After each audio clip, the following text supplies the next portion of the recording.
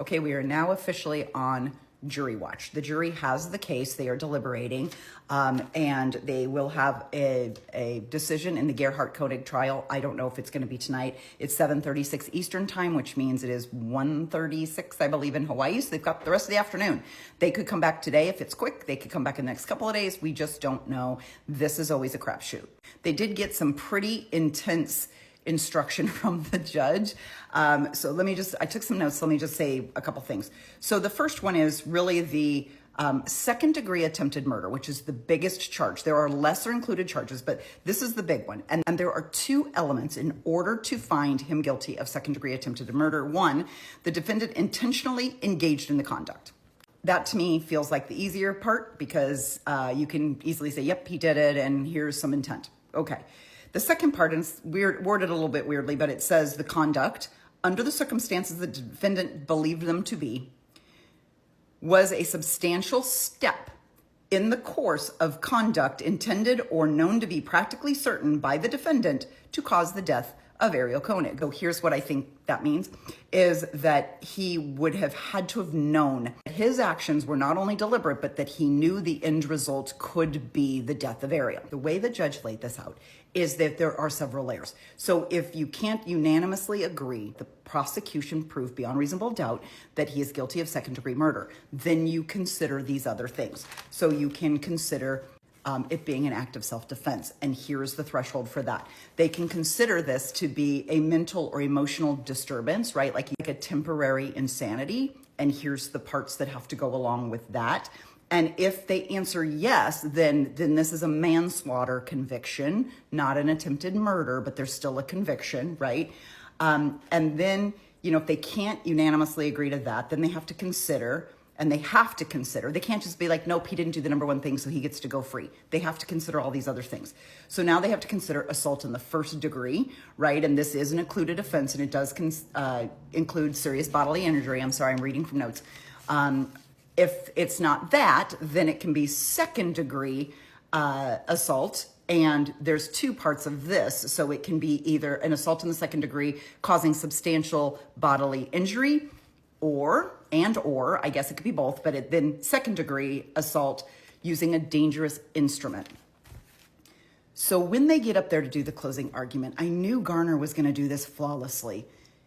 He put it up on a slide and he's like, here's why it's second degree murder. And let me walk you through the evidence. He did this, he did this, he did this. And then he says, so you can see, right? You can see that it is second degree attempted murder. He meant to kill her. That was his intent, and all of his actions led up to that. But then he says, including all those lesser charges, let's talk about that for a minute. The reason it has to be second degree attempted murder, because he also did all these other things. He caused her bodily injury. He used a dangerous instrument. So he was going through all of these steps. So I think he very clearly, much better than I'm doing right now, but he very clearly laid this out for the jury to say, under this rule, he did this, this, this, and this. Under this rule, he did this, this, this, and this, which is why you can walk back in that other room and you can find him guilty. Okay, then the defense comes up. Now, I will say, he steps up to the podium and he looked like he had some notes and it looked like he was gonna be able to do this. But then he starts to walk away from his podium and then he starts to ramble.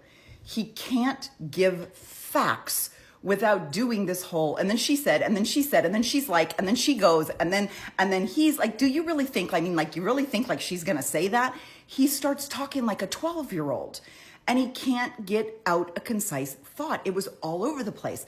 He did put up a poster board. So this is probably very helpful to the jury. He put up a poster board and said, if you believe this, then it's guilty. If you think this, or this, he's not guilty. So he kind of framed it in that way.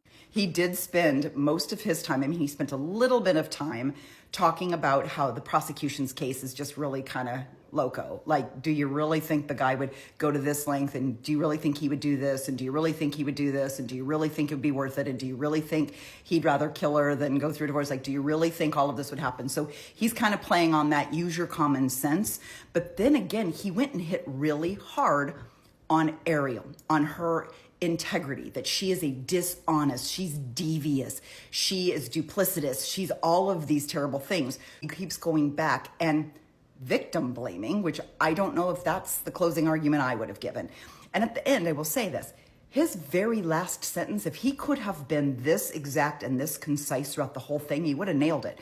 But he says, there's a quote, and it's by Mark Twain, I believe. And he says, and here's what it's in reference to. Like, you know, people must have courage. People must be brave. People must do this. And he has this great quote at the end, and it's brilliant.